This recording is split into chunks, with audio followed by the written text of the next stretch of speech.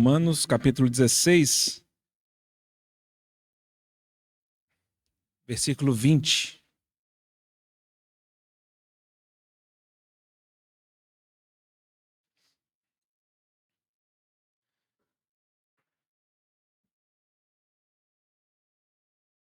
E o Deus da paz, em breve, esmagará debaixo dos vossos pés a Satanás.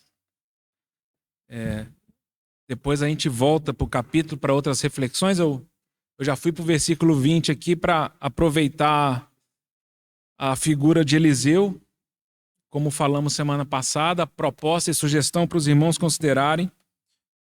Também lendo a história ali, né, do Velho Testamento, essas conexões vieram ao meu coração, né, e semana passada eu propus pelo menos duas, dizendo que Eliseu a gente poderia aplicar como um tipo da igreja, e mostrando que através de Eliseu, o Senhor Deus, ele tinha um caminho de abundância para o pão. Por meio da igreja, o Senhor deseja manifestar sua vontade nessa terra, e é por meio da igreja que o reino de Deus manifesta a sua justiça. Então o Senhor não vai usar os incrédulos. O Senhor não pode usar outras religiões ou outros grupos. O povo que o Senhor Jesus deu poder para testemunhar dele somos nós. Não espere um colega de trabalho, ou a política, ou o governo. O papel de manifestar a justiça de Deus e o reino dele foi dado à igreja. E a segunda coisa que eu pensei e falei para os irmãos também é que numa situação de morte naquela panela, lembram? Daquela comida envenenada, também é um papel da igreja investigar o que se come, também é um papel da igreja santificar a vontade, é um papel da igreja verificar o que se fala, aquilo que nós internalizamos, aquilo que nós colocamos para dentro de nós, é um papel da igreja investigar essas coisas. Então, nós observamos em Romanos 16, Paulo grato, porque muitas pessoas o abençoaram. A nossa caminhada espiritual não é solitária. O Senhor não idealizou uma experiência de fé individual e sozinha. Existem muitas situações em que o Senhor usará a igreja para nos abençoar, edificar, abençoar financeiramente, abençoar com companhia, abençoar com consolo, abençoar com repreensão, abençoar com doutrina. E para nós, às vezes, porque somos às vezes soberbos demais ou egoístas demais, temos dificuldade, né? Criamos os termos, criamos as regras. Eu só vou aceitar se for dessa forma. E nós não visualizamos que o Senhor tem múltiplas maneiras, né, de manifestar a sua vontade. E uma delas é porque ele não deu para nenhum de nós todos os dons. Não há isso nas Escrituras. Nenhum apóstolo arvorou tal afirmação. Não vemos na Bíblia esse tipo de caminho. Eu não preciso de ninguém porque em mim o Senhor Deus já fez a provisão de tudo que eu preciso.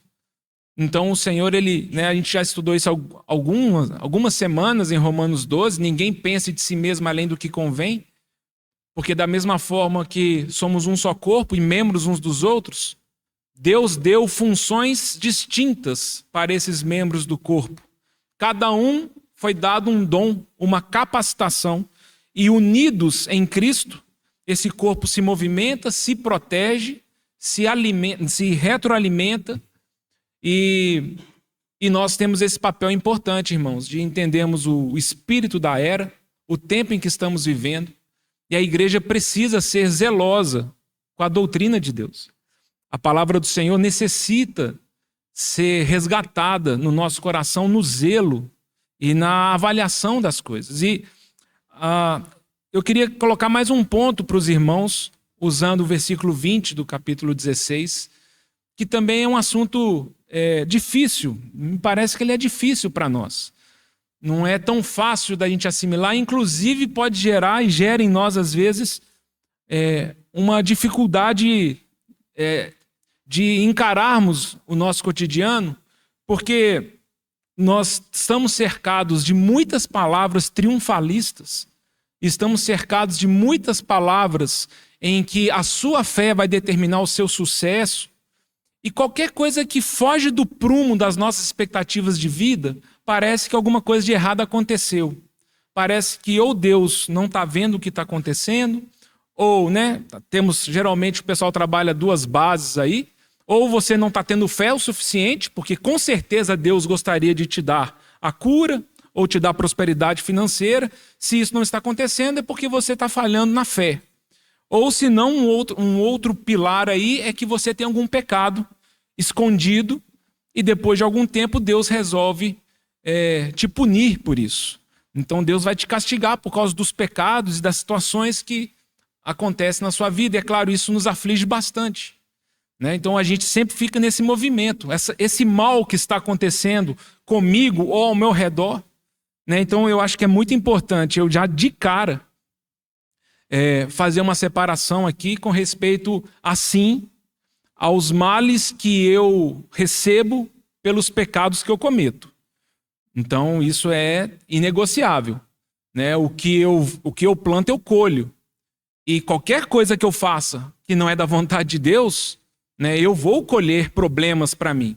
É isso que Pedro fala em 1 Pedro 2,20, por exemplo, quando ele fala assim, quando nós pecamos e somos esbofeteados por isso, e suportamos com paciência, nós não fazemos nada demais.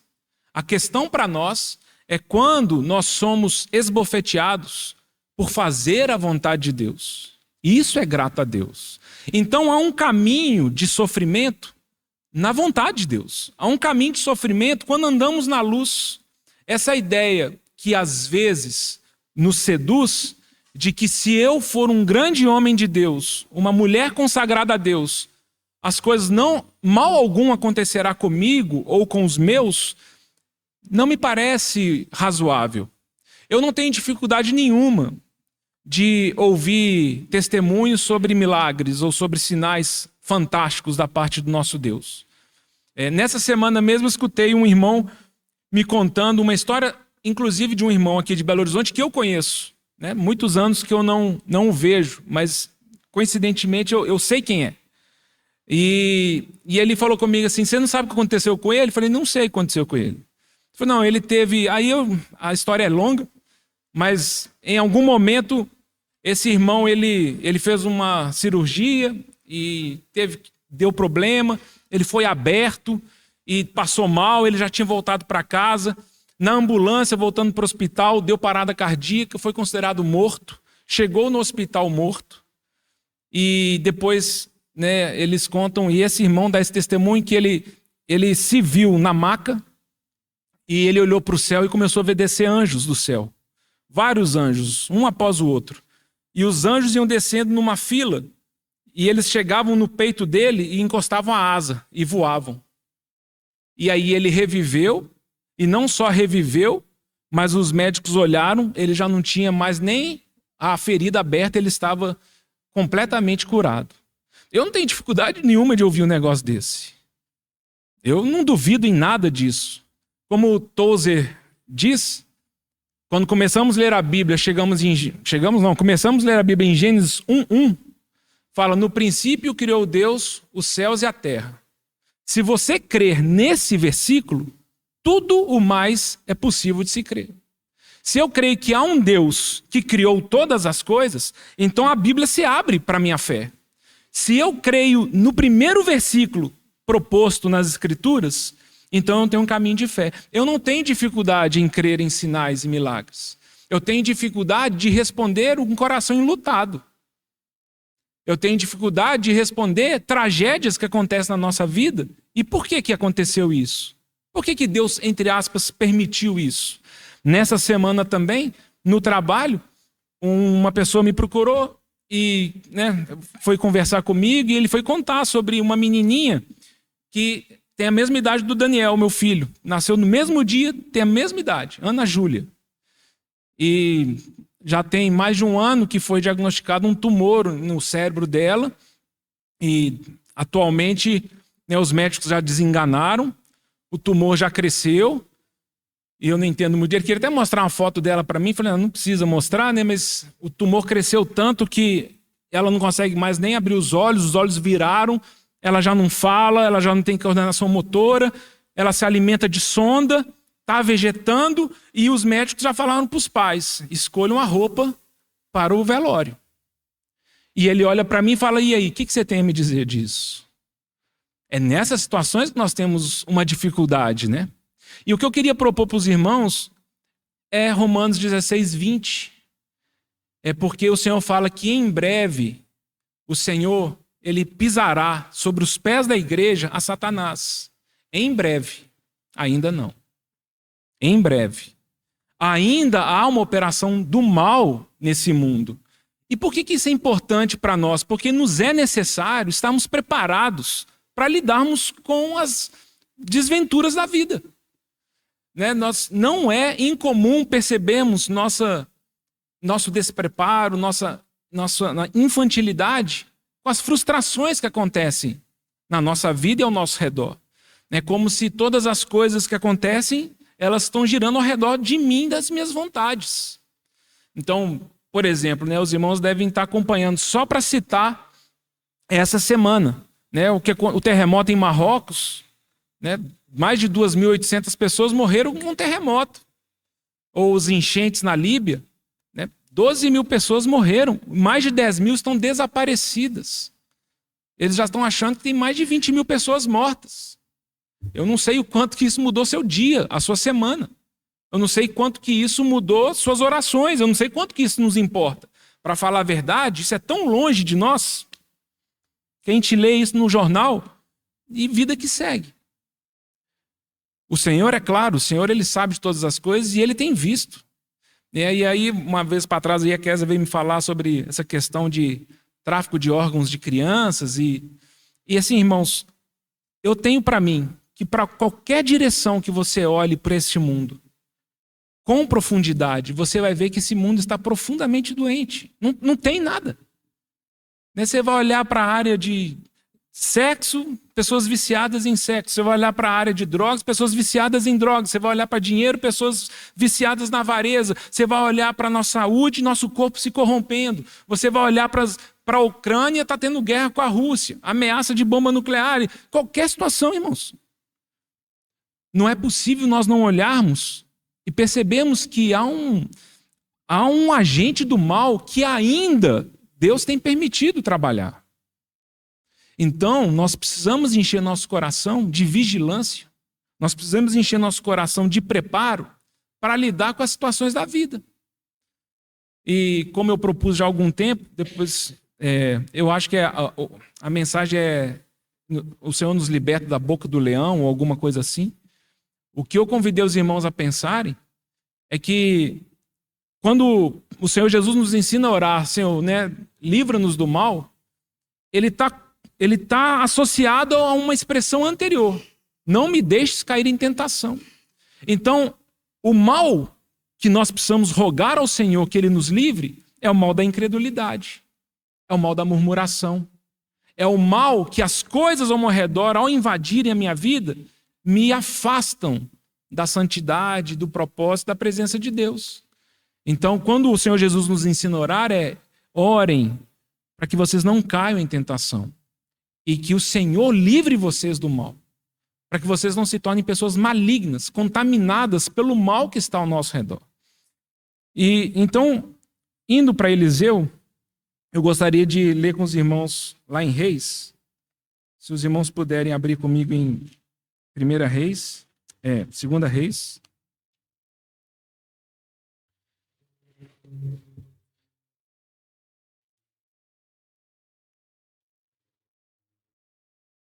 Essa impressionante história de Azael. Então, 2 Reis, capítulo 8, no versículo 7.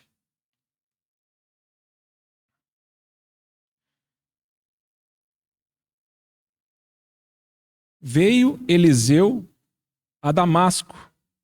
Estava doente Ben-Hadad, rei da Síria. E lhe anunciaram dizendo: o homem de Deus é chegado aqui. Então o rei disse a Azael: toma presentes contigo e vai a encontrar-te com o homem de Deus. e, por seu intermédio, pergunta ao Senhor, dizendo: sararei eu desta doença? Foi, pois, Azael a encontrar-se com ele, com Eliseu, levando consigo um presente, a saber, 40 camelos carregados de tudo que era bom de Damasco. Chegou, apresentou-se diante de Eliseu e disse: teu filho, Ben-Hadad, que era o rei da Síria, me enviou a perguntar-te: sararei eu desta doença? Eliseu lhe respondeu: vai e dize-lhe, certamente sararás. Porém o Senhor me mostrou que ele morrerá. Olhou Eliseu para Azael e tanto lhe fitou os olhos que este ficou embaraçado. E então Eliseu chorou. Então disse Azael: por que choras, o meu senhor?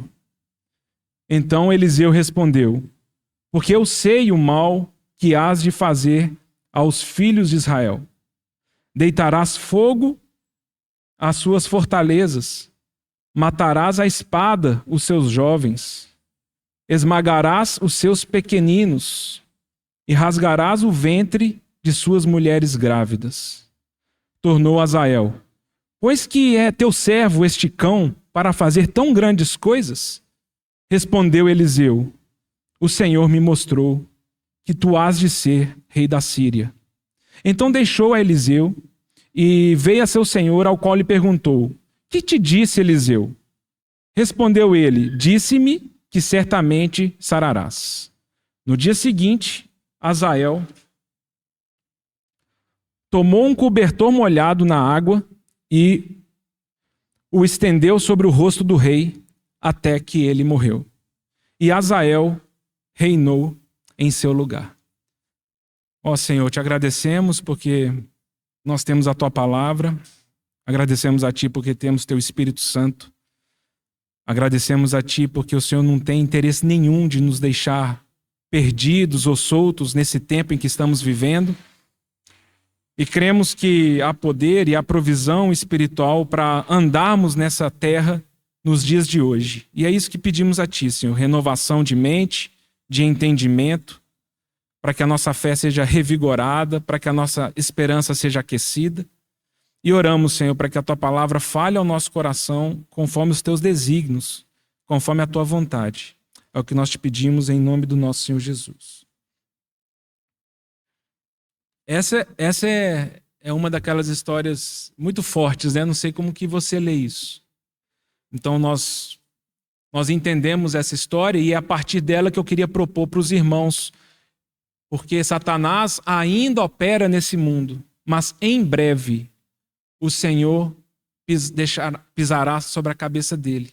Em breve, ainda não. E nós temos essa situação, né, de que o Senhor mostrou para Eliseu a maldade daquele futuro rei da Síria. E é interessante, dentro da perspectiva que eu convidei os irmãos a pensarem, de Eliseu como a igreja, é que Eliseu não falou assim: vou tentar matar então, né, Azael. Vou tentar acabar com esse problema, vou tentar fazer alguma coisa para que Azael não reine. A gente percebe que ele não tem esse movimento porque o Senhor Deus mostra para ele que esse mal é permitido pelo próprio Deus. Eliseu ele chora diante dessa realidade.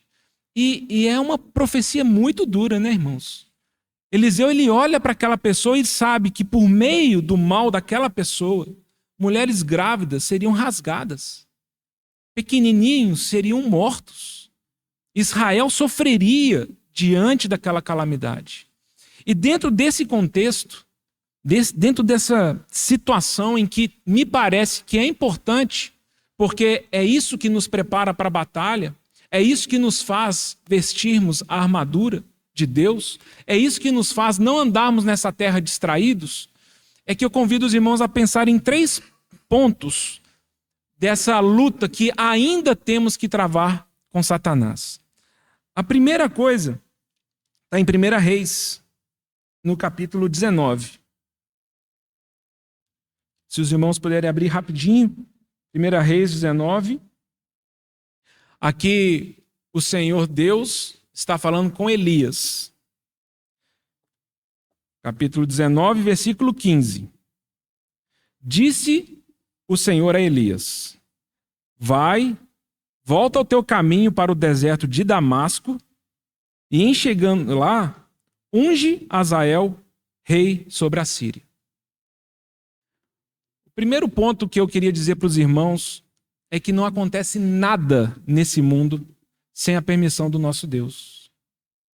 Absolutamente nada. Por mais terrível que possa parecer. Qualquer mal que acontece nesse mundo, qualquer manifestação maligna, satânica, qualquer tragédia, o nosso Senhor Deus, Ele sabe disso e é alguma coisa que Ele permite. Aqui, quase que nos surpreende isso, né? Nós acabamos de descobrir que o Senhor lá atrás, ainda com Elias na terra, Ele fala para Elias: você vai para Damasco, porque o futuro rei da Síria será Azael. Você vai lá e unge ele. Na continuação do texto, ele fala assim: e você vai procurar Eliseu e você vai ungí-lo como profeta. Então é como se o Senhor Deus está mostrando: não há nada fora do meu controle. Não há nada que escapa das minhas mãos. Isso precisa ser uma das bases fundamentais da nossa fé, irmãos. Porque nós não podemos duvidar que as coisas que acontecem foram permitidas pelo nosso Senhor. Quando nós começamos a duvidar disso, o Senhor Deus se reduz muito nas perspectivas da nossa fé. E a gente começa a falar: será que o Senhor Deus dormitou? Será que Ele cochilou? Será que Ele distraiu para com a minha vida? Será que aconteceu alguma coisa que Ele fugiu do controle dele? Esse é um ponto que me parece ser fundamental para nós. Uma pacificação com respeito à soberania do nosso Senhor Deus. E nesse aspecto, talvez mais importante para nós, filhos de Deus, do que a lógica de um Deus soberano, é a consciência de que somos filhos dele. Ele é o nosso Pai.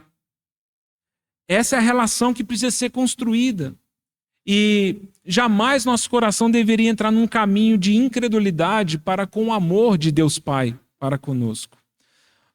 O desafio que temos, né, lembra em Romanos 8, Paulo fala que um dos papéis do Espírito Santo que foi outorgado por Deus e dado para nós, é que esse Espírito dentro de nós afirma, confirma, gera em nós uma nítida percepção que somos filhos de Deus. O caminhar e a direção para o colo de Deus e esperar nele com respeito ao nosso futuro, ele tira a ansiedade do nosso coração e nos dá uma capacidade de perguntar para ele como devemos responder às situações que acontecem conosco para a glória dele. Porque uma vez que as coisas acontecem e muitas delas nós não sabemos responder, nós falamos: Senhor, eu não posso duvidar que o Senhor, como meu Pai, não permitiu que essas coisas acontecessem. Então a pergunta agora para mim é: como eu devo responder ao Senhor diante dessa tragédia, diante dessa limitação, diante desse problema que eu estou vivendo? Lá em casa, quando o Daniel nasceu, né, os irmãos devem lembrar da história aí, né, a gente saiu da maternidade, dormimos uma noite em casa, né, no dia seguinte nós precisamos voltar para o hospital com ele, né, e ele ficou alguns dias internado no CTI pediátrico, né, teve algumas complicações de saúde e tal. E no dia que a gente teve que voltar com ele no hospital, com 2 dias de vida, estava com febre, estava com alguns problemas, e então a gente teve que entregar ele na mão dos médicos lá, e como ele já estava tendo dificuldade para se alimentar, eles foram colocar uma sonda no braço dele, e a agulha da sonda lá era o tamanho do antebraço dele, tiveram que enfiar nele lá e colocar e levar ele. E talvez, né, o Daniel não tinha condição nenhuma de discernir nada, né? Mas talvez ele fale assim: tem alguma coisa de errado. Vocês não são bons pais. Como é que vocês fazem um negócio desse comigo? Como é que vocês permitem uma agulha dessa no meu braço? Como é que vocês vão fazer eu ficar aqui? Era para eu estar lá em casa agora, mamando um leitinho, né, tranquilo, ouvindo uma música de niná, e agora vocês me levam para uma situação dessa. Óbvio que Daniel nem cogitou isso, porque a fragilidade e a dependência dele é tão grande naquela condição que o que nós fizéssemos para ele, ele aceitaria. Irmãos, acreditem, a relação de um adulto que ama uma criança de 2 dias de idade, ela não se compara com a relação do nosso Pai Celestial conosco. Nem em amor, nem em sabedoria, nem em proteção, nem em cuidado. Não se compara. Não é proporcional. Mas qual que é a nossa dificuldade? É que nós comemos da árvore do conhecimento do bem e do mal e nós relutamos em confiarmos e nos lançarmos nos braços do nosso Pai. É difícil para nós lermos Jó, por exemplo, né, a história de Jó, porque nós queremos uma experiência como de Jó. Queremos falar, Senhor, eu te conhecia de ouvir falar, agora os meus olhos te veem. Nós queremos ter uma experiência como a de Jó, de se aproximar de Deus e ter uma vida profundamente ligada, numa relação profunda com Ele. Só que nós não queremos permitir que Deus nos desafie e nos lance em situações de provação. Isso nós não queremos. Então é duro para nós a história de Jó. É duro saber que o Senhor Deus olhou para Satanás e falou assim, pode tocar. Pode tirar os filhos. Pode tirar os bens. Pode tirar a casa. Pode tocar. Toca na vida dele. E dentro dessas situações que já aconteceram, em alguma medida com todos nós, mas que nós deveríamos nos preparar para o futuro, porque podem voltar a acontecer, nossa fé precisa falar, eu não sei, Senhor, mas uma coisa meu coração sabe, o Senhor é meu Pai. E nada acontecerá comigo sem a tua permissão. Senhor, o que eu te peço é que o Senhor aumente a minha fé em ti, que eu não desconfie do teu amor, que eu não desconfie da tua graça.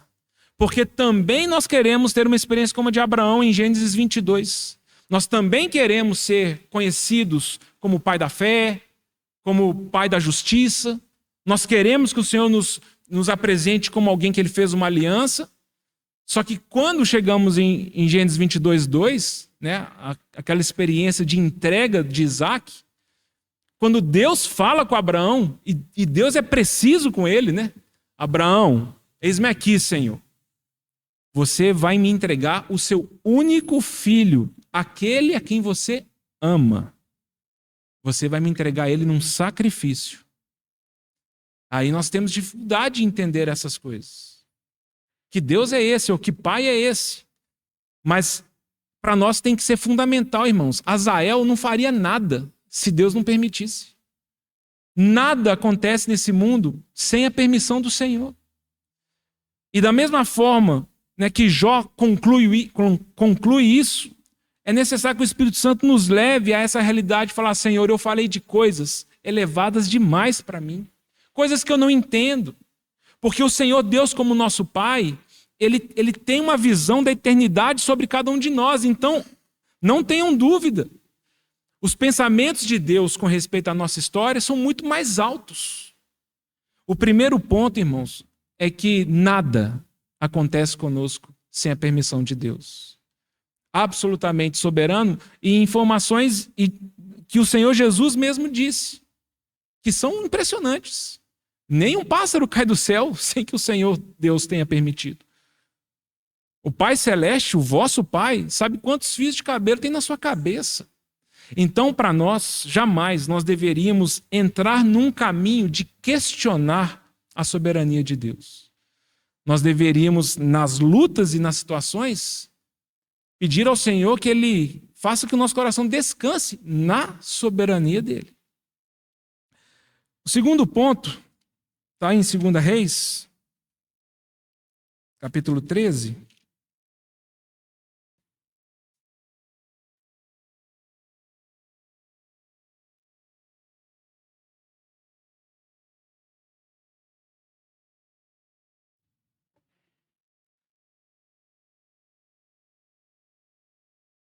Versículo 22. Azael, rei da Síria, oprimiu Israel todos os dias de Joacás. Porém o Senhor teve misericórdia de Israel e se compadeceu dele e se tornou para ele, por amor da aliança com Abraão, Isaque e Jacó. E não o quis destruir, e não o lançou ainda da sua presença. Morreu Hazael, rei da Síria, e Ben-Hadad, seu filho, reinou em seu lugar. O segundo ponto, irmãos, é que também nós não devemos duvidar que o Deus da aliança, ele não vai romper essa aliança conosco. Não, o Senhor, ele não vai desfazer as promessas que ele já nos deu. O Senhor, ele nos convida a nos regozijarmos na esperança, não é isso? Então há um caminho de contentamento para as coisas que hão de acontecer. Quando Paulo também vai falar sobre a armadura de Deus, né, em Efésios 6, ele vai falar do capacete da salvação. Mas em Tessalonicenses, quando ele vai falar, Tessalonicenses 5, ele vai falar do capacete da esperança da salvação. É aquilo que nós colocamos na nossa mente, nas coisas que nós esperamos no Senhor. E uma salvação que transcende a vida natural nessa terra. O nosso Senhor é espírito, e essa é a grande dificuldade que temos de lidar, porque se nós não desenvolvemos uma espiritualidade, nós vamos desencontrar com as esperanças, promessas e realidades que Deus tem para cada um de nós. Então, os problemas naturais, os problemas físicos, eles ficam gritantes, eles ficam muito grandes para nós, porque nós não conseguimos lidar com eles, porque nós não entendemos que Deus fala: eu não me esqueci da aliança que eu fiz. E não é uma aliança, a aliança aqui quando fala na Bíblia, né, o Deus de Abraão, Isaque e Jacó, essa aliança aponta para a cruz do Calvário. A nova aliança proposta pelo Senhor, ela fala a respeito da velha aliança, que é a aliança de Moisés e da lei. Por isso que é interessante, eu não me recordo, o Senhor, ele ao longo, né, da Bíblia, ele com tanta veemência fala que eu sou o Deus de Moisés e da lei do Sinai. Porque essa aliança era temporária, como o escritor de Hebreus vai dizer. Agora, a aliança de Abraão, Isaque e Jacó, ela apontava para a promessa de uma bênção para todas as nações por meio, e para nossa surpresa, à medida que a Bíblia se desenvolve, pelo sangue do próprio Filho de Deus. Quando o Senhor Jesus, na noite que foi traído, ele fala: este é o sangue da nova aliança feita no meu sangue em favor de vós. Bebei dele. Há uma aliança que Deus fez por meio do sangue de Cristo, que nos selou com o Espírito Santo até a sua vinda.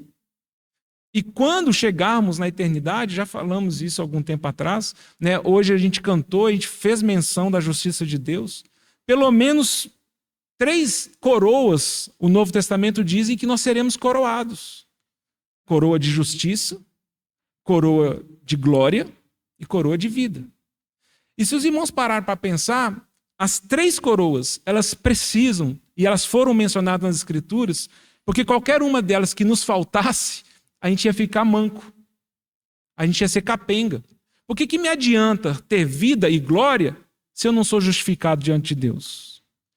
O que adianta eu viver eternamente se Deus olha para mim e fala: você é pecador. Você não pode estar diante da minha presença. Ou somos justificados, mas não temos eternidade, não temos vida eterna em Deus. Também em algum momento desapareceríamos, né? Ou temos vida eterna, somos justificados, mas a nossa vida vai continuar sendo esse desafio de problemas físicos, problemas naturais. Não. Nós seremos revestidos de glória. Promessa que Paulo fala lá aos Filipenses, né? Quando ele vai afirmar que nós um dia teremos o mesmo corpo glorificado que Cristo tem. Não é pequena a promessa, irmãos. Teremos um corpo glorificado, justificados eternamente por causa do sangue do Senhor, para manifestar nos tempos futuros a suprema riqueza da sua graça. Deus nos coroará de justiça, de glória e de vida eterna. O Senhor não vai esquecer dessa aliança, irmãos. O Senhor não vai esquecer da sua promessa. Isso virá sobre nós. Então nós olhamos para um aspecto e cremos que o Senhor Deus é o nosso Pai e que todas as coisas que acontecem conosco é permissão dele. Olhamos para frente e o Senhor fala: eu sou o Deus da aliança. Eu não vou esquecer dela. Também acho bonito quando se fala isso. Eu sou Deus de Abraão, Isaac, Jacó, e poderíamos começar a falar o nome de todos nós. Deus é um Deus de uma aliança com pessoas, com nomes, com realidades. Não é, a aliança dele não é no atacado, é uma aliança individual. Cada um de nós receberá essa coroa, cada um de nós receberá seu galardão, cada um de nós receberá a vida eterna para estarmos com o Senhor para sempre. Paulo vai dizer aos Tessalonicenses também, no capítulo 4, consolai-vos uns aos outros com essas palavras. Consolai-vos como? Qual que é o consolo bíblico para nós? Um dia, todos nós estaremos com Cristo para sempre. Os irmãos percebem que, às vezes, essa sentença que eu acabei de dizer, ela não aquece o nosso coração, justamente porque o nosso coração ele foi conquistado por outras realidades e situações. Então, esse não é um consolo. O consolo, para mim, são umas respostas imediatas que Deus poderia me oferecer para lidar com meus problemas do dia a dia. Assim como aconteceu com Jonas, né? Que pediu a morte porque o Senhor tirou dele a sombra da sua cabeça. E aí o Senhor fala assim: não estou te entendendo, Jonas. Que infantilidade é essa? Um dia você me serve, outro dia você foge, outro dia você me serve, outro dia... No dia que eu tiro ali a planta que você usou ali para te proteger do sol, você reclamou e falou: não tem graça a vida. Jonas, perceba as realidades. E esse desafio é tão grande para nós porque nós podemos correr esse risco de termos uma vida muito infantilizada espiritualmente, chorando e reclamando de coisas que muitas vezes não são pequenas. Não são pequenas. Porque Eliseu chorou, irmãos. Eliseu, quando vê Azael, ele não está assim: não, está tranquilo. Não, eu sei o mal. Eu sei o mal que acontece. Eu sei as dores que nós temos, as perdas, as situações que nos machucam. Isso não é pequeno na nossa história. E nesse sentido que eu convido os irmãos a pensarem no terceiro e último ponto. Porque talvez alguém fale assim: então parece que Deus ele tem até algum prazer nesse sentido. Será que... Por que então que nós sofremos? Por que um cristão ele não poderia passar ileso de todas as situações, né, que acontecem nesse mundo, e no dia da nossa partida desse mundo, todos nós partiríamos dormindo, sem nenhum problema, sem nenhuma dor, né? Por que isso? É porque nós ainda estamos vivendo mediante as leis naturais e ainda estamos vivendo num mundo caído. Paulo vai dizer claramente lá aos Coríntios 15: o último inimigo a ser derrotado é a morte. Então, ainda nós estamos numa situação que, se o Senhor não voltar nos próximos anos, cada um de nós vai ter que passar por essa experiência. E isso não significa que o Senhor Deus não é o nosso Pai. E isso não significa que a aliança que Ele nos prometeu não vai acontecer. Então nós precisamos lidar com esses desafios e enfrentarmos as situações da nossa vida com muita valentia, interessados com o reino de Deus, porque é para lá que nós vamos. Então, por exemplo, eu, nessa semana, pensando nessas situações, né, e pensando, né, nas dores que todos nós passamos, eu voltei a ler o livro dos Mártires, né, de John Fox. E é um livro que é um livro antigo, né, deve ter uns 400 anos que foi escrito, e é um livro que ele relata, né, histórias de mártires da igreja. Eu só vou ler rapidinho para os irmãos, porque ele começa o livro mencionando os apóstolos, né, os irmãos que nós vemos aqui na Bíblia. Então eu penso que seja conhecimento de quase todos nós, mas ele começa com Tiago Maior, que era um dos 12, e ele fala... Clemente de Alexandria nos diz que quando Tiago estava sendo conduzido ao lugar de seu martírio, seu acusador foi levado ao arrependimento, caindo aos seus pés para pedir-lhe perdão. Professando-se cristão, e decidindo que Tiago não receberia sozinho a coroa do martírio. Por isso, ambos foram decapitados. Filipe trabalhou diligentemente na Ásia Superior e sofreu o martírio em Heliópolis, na Frígia. Ele foi açoitado, encarcerado e depois foi crucificado no ano 54 depois de Cristo. Mateus. Os cenários do seu trabalho foram Pártia e Etiópia, país no qual ele sofreu o martírio, sendo morto com uma lança na cidade de Nabada. Tiago aqui é o meio-irmão do Senhor, né, o que escreveu a epístola. À idade de 99 anos, ele foi espancado e apedrejado pelos judeus e, finalmente, abriram-lhe o crânio com um cacetete. Matias foi apedrejado em Jerusalém e depois foi decapitado. André, irmão de Pedro, predicou o evangelho em muitas nações da Ásia, mas ao chegar a Edessa, foi apreendido e crucificado numa cruz cujos extremos foram fixados transversalmente no chão. Daí a origem do termo de Cruz de Santo André. Marcos foi arrastado e despedaçado pelo populacho de Alexandria em grande solenidade do seu ídolo Serapis. Pedro. Jerônimo diz que foi crucificado de cabeça para baixo, com os pés para cima, a petição dele mesmo, porque ele disse que não era digno de ser crucificado da mesma forma que o seu Senhor. Paulo. Soldados chegaram, o levaram para fora da cidade, para o lugar da execução, e depois dele ter orado, ele deu seu pescoço à espada. Judas, irmão de Tiago, ele foi crucificado em Edessa, no ano 72 depois de Cristo. Bartolomeu foi cruelmente açoitado e logo depois foi crucificado pelos agitados idólatras. Tomé, chamado Dídimo, predicou o evangelho em parte na Índia, onde, por ter provocado a fúria dos sacerdotes pagãos, ele foi martirizado, sendo atravessado com uma lança. Lucas, o evangelista, foi autor do evangelho que leva o seu nome, viajou com Paulo por vários países e se supõe que ele foi pendurado em uma oliveira pelos idólatras sacerdotes da Grécia. Simão, apelidado de Zelote, pregou o evangelho na Mauritânia, África, inclusive na Grã-Bretanha, país no qual ele foi crucificado. E aqui depois ele vai começar a mencionar vários mártires que morreram pelo Senhor. E talvez o que eu gostaria de convidar os irmãos a pensar é por quê? O que aconteceu? É porque é em breve, mas ainda não. E o Senhor ele tem permitido que essas situações se manifestem nessa terra. E eu, lendo aqui essa palavra aqui de Inácio de Antioquia, ele fala assim, antes do seu martírio, ele fala, não me interesso por nada do que é visível. A única coisa que eu quero é conquistar a Cristo. Que sobrevenha a fogueira, a cruz, que venham as feras selvagens, que venham a quebra de ossos, a dilaceração dos meus membros, que venha a trituração do corpo inteiro, que assim seja.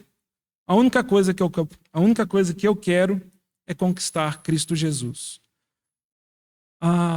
Talvez o que o Senhor está querendo mostrar, como ele fez com Jó para Satanás, é que do povo dele, do povo que pertence ao Senhor, esse povo foi conquistado e resgatado, esperando promessas tão mais superiores, que as situações dessa vida e as ofertas desse mundo, elas não definem os desejos ou a esperança desse povo. Quando nós lemos aqui a história dos apóstolos e vemos como todos eles foram martirizados, a gente percebe, como Apocalipse 12 fala, que Satanás é lançado nessa terra com grande fúria, porque sabe que pouco tempo lhe resta. Mas o que podemos falar para Satanás é o máximo que você pode fazer é tocar no meu corpo. Porque o meu Pai me levará seguro para o meu lar celestial. Não há nada que você possa fazer além de tocar nas coisas naturais. Satanás, enfureça-se. Pertença ao Senhor. Eu sou dele. Então, eu e Rosa já mencionamos isso algumas vezes, que eu gosto dessa palavra de Policarpo, de Esmirna, que quando também se menciona o seu martírio, um homem muito idoso, e eles falaram, blasfema contra o Senhor Jesus para não morrer queimado numa fogueira. E ele teria respondido: eu há 86 anos eu o sirvo. E ele nunca fez mal nenhum para mim. Como você acha que eu vou blasfemar contra o meu Senhor agora? São realidades, irmãos, de pessoas que não têm uma relação com Deus como um Deus utilitário. Um Deus da lâmpada, um Deus que existe para suprir meus desejos.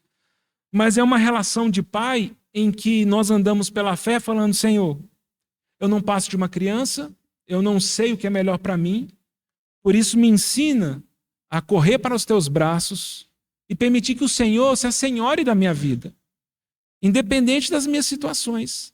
E quando essas coisas vão acontecendo, nós somos transformados. E esse é o ponto que eu queria mencionar para os irmãos. Aqui em 2 Reis, no capítulo 13 também, versículo 14, tem uma expressão interessante que fala: estando Eliseu padecendo da enfermidade de que havia de morrer. O rei de Israel chama ele, né? Mas olha que expressão interessante. Eliseu padecendo de uma doença, e essa doença levaria Eliseu embora. Mas olha só, versículo 20. Morreu Eliseu e o sepultaram. Ora, bandos dos moabitas costumavam invadir a terra à entrada do ano. Sucedeu que, enquanto alguns enterravam um homem, eis que viram um bando. Então, lançaram o homem na sepultura de Eliseu. E tanto que o cadáver tocou os ossos de Eliseu, reviveu o homem e se levantou sobre os pés. E é essa expressão que eu quero pegar para os irmãos considerarem à luz de 2 Coríntios 4.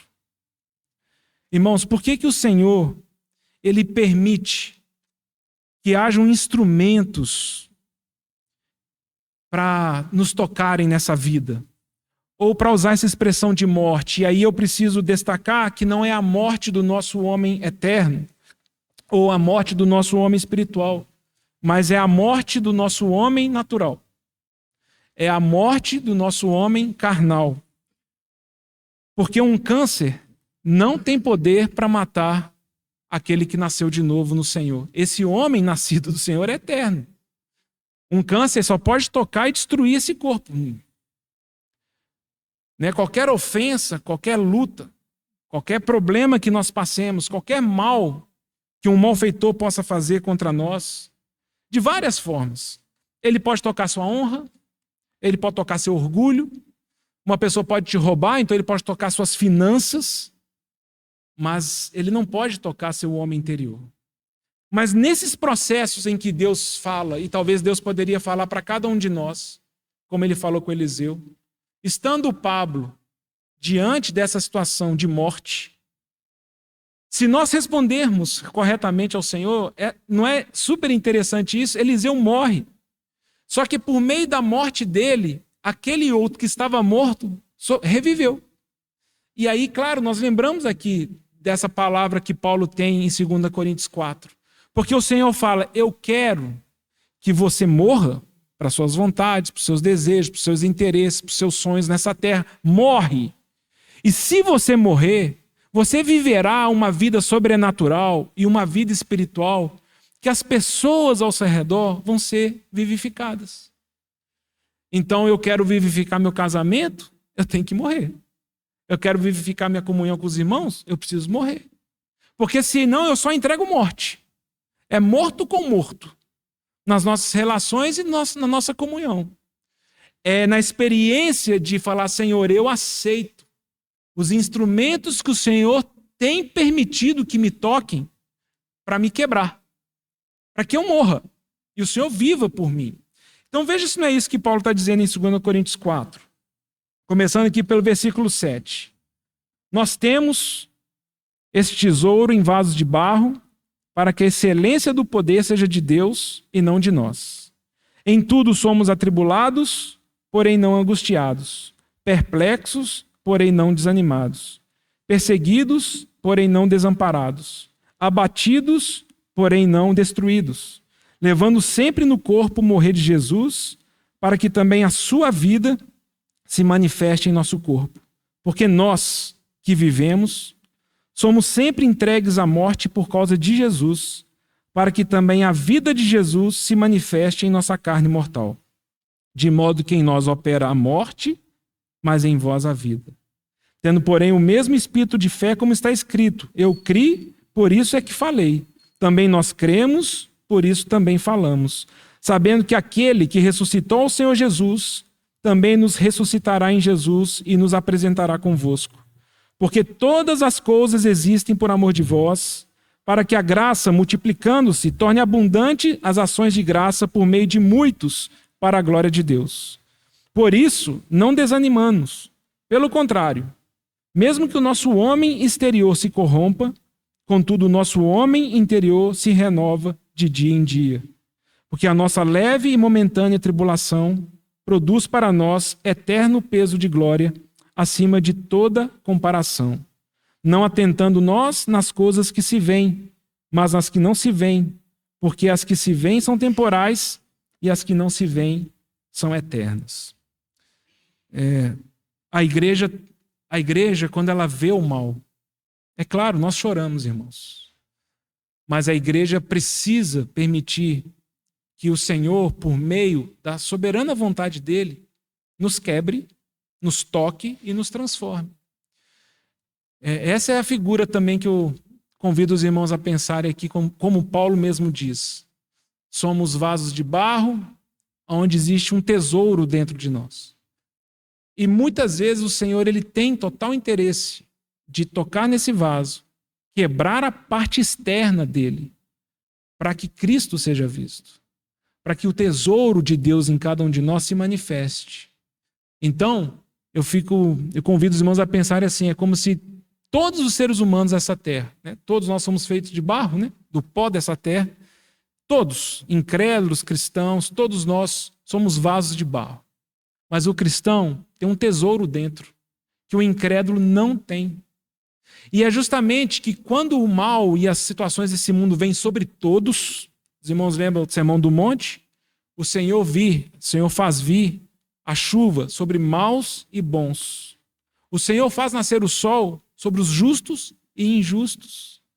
Quando os problemas de doença vêm sobre todos, quando problemas financeiros vêm sobre todos, quando problemas de relação vêm sobre todos, temos que lidar com pais doentes, mães doentes, temos que lidar com maridos doentes, esposas doentes, filhos com problema. Quando nós temos que lidar com isso, a diferença do cristão é que quando esse vaso começa a ser quebrado, a vida de Cristo se manifesta.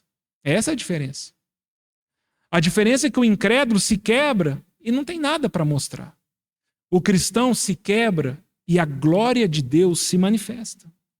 Essa é a grande diferença. Então, para nós não faz sentido pedirmos ao Senhor que Ele não trate a nossa vida e Ele nos quebre. Ele vai fazer isso. Ele tem interesse que a vida de Cristo se manifeste nos processos de perda, de abandono, de dor. Porque se nós resistimos ao trabalhar do oleiro, então nós estamos igual ao incrédulo, reclamando e fugindo do tratamento de Deus.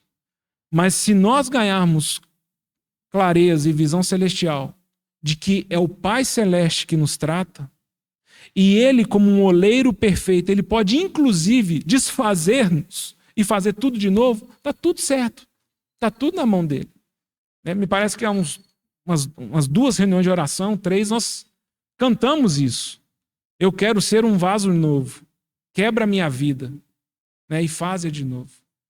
O Senhor tem seus mecanismos de quebrantamento, irmãos.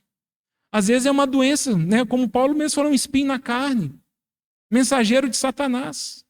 Paulo tinha muita clareza. Mas Paulo sabia, ainda não, mas é em breve. E o Senhor permite que essas coisas venham, porque Ele precisa me quebrar. Pablo, você precisa se preparar para a eternidade. Então eu preciso tirar essas coisas de você. E quando nosso coração se endurece para permitirmos que o Senhor manuseie a nossa vida, quebre e tire as coisas que precisam ser tiradas para que o tesouro e a glória de Cristo seja manifesta, então nós não podemos falar igual Paulo fala. Em mim opera a morte, para que em vocês opere vida. E eu levo no meu corpo morrer de Jesus, todos os dias. para que por meio desse tratar e dessa submissão e permitir que o Senhor ele me conduza no caminho e da forma que Ele quer, que eu possa ser vida para as pessoas. E uma pessoa morta encosta em você, ela é vivificada. Ela recebe vida. Esse é um papel que só a igreja pode oferecer. Então, irmãos, considerem isso. Um segredo de Paulo aqui é: não importa o que você está passando, eu te afirmo, é uma leve e momentânea tribulação. E ela não se compara com o eterno peso de glória que nós estamos reservado para nós. Nossa fé está muito pequena, porque essas coisas não aquecem nosso coração. Eu não quero um eterno peso de glória. Eu quero essa solução para o aqui e agora. Aí o Senhor fala: não vou te dar. E eu vou permitir que você seja quebrado. E que o Senhor, então, nos dê um coração que aceite.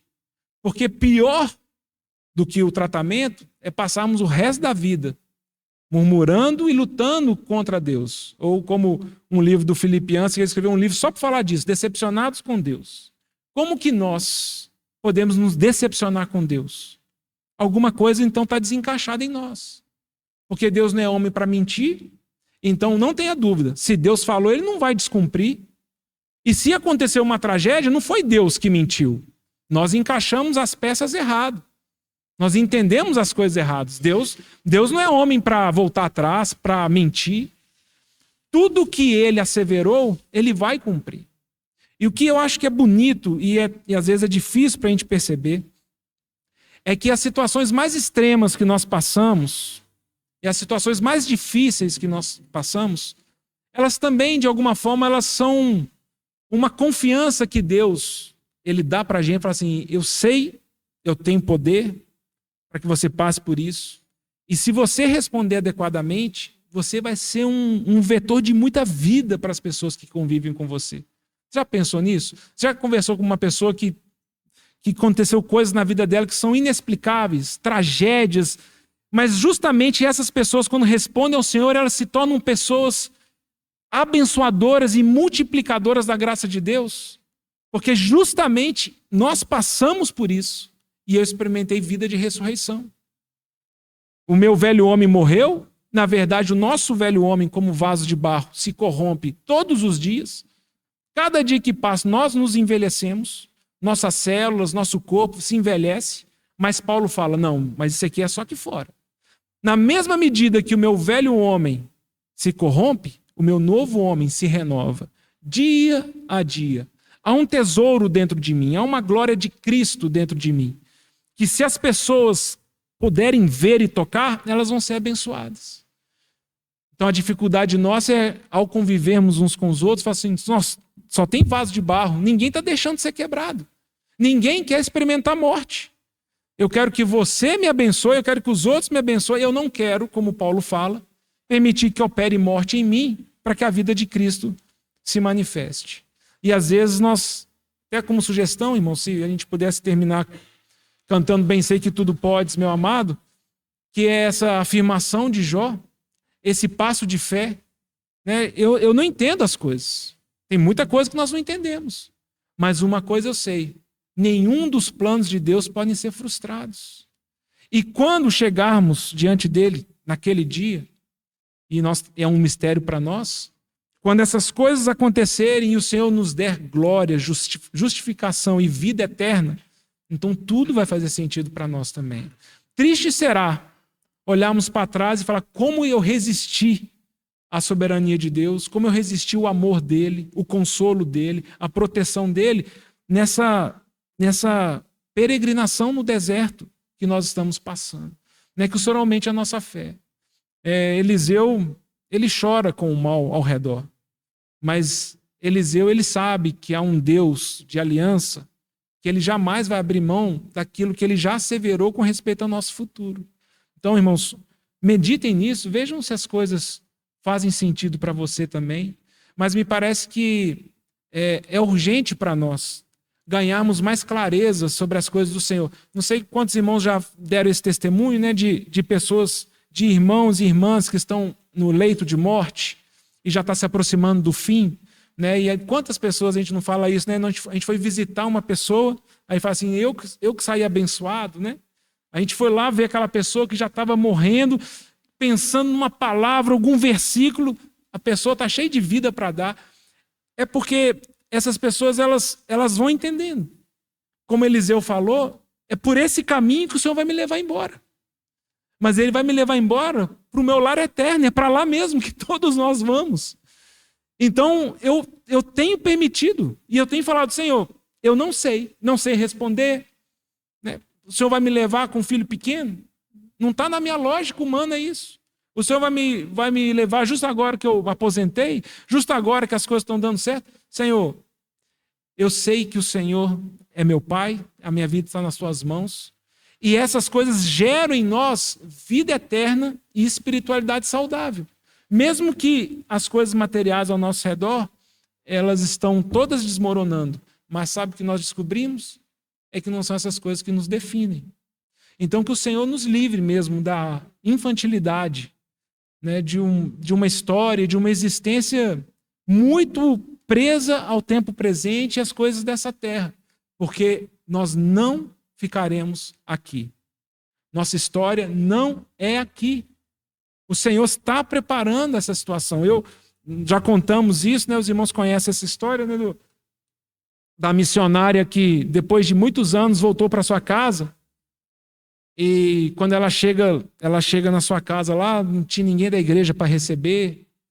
E ela passou décadas e décadas servindo, trabalhando em outras coisas. Quando ela volta para sua casa, já muito idosa, né? Ninguém falou nada, ninguém recebeu ela, e ela volta para casa e ela tinha um irmão que era incrédulo, e o irmão vê ela voltando para casa sozinha, e o irmão dela fala assim, valeu a pena?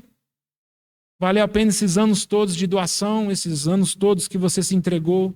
Valeu a pena? Pergunta para esse Deus seu se valeu a pena. Você voltou para sua casa? É assim? É assim que é? Quando você volta para casa, é assim que você é recebida? Né? E ela, sábia, não falou nada, não bateu boca.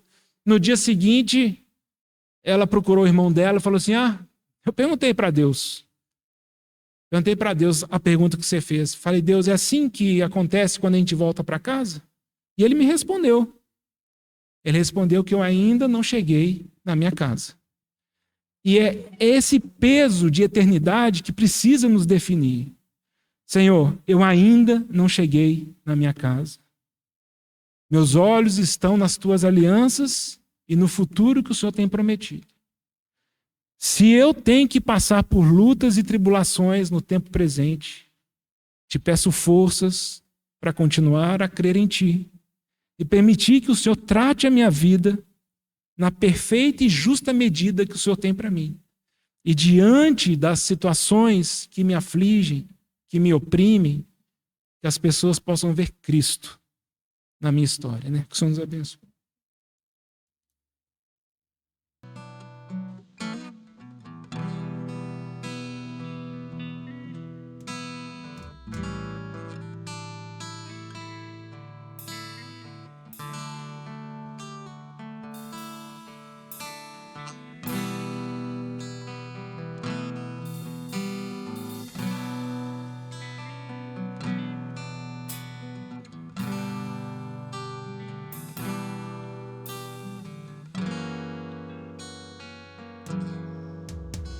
Bem sei que tudo podes, meu amado. Nenhum dos teus planos é frustrado. Ainda que com perdas e com dor, eu sempre sei.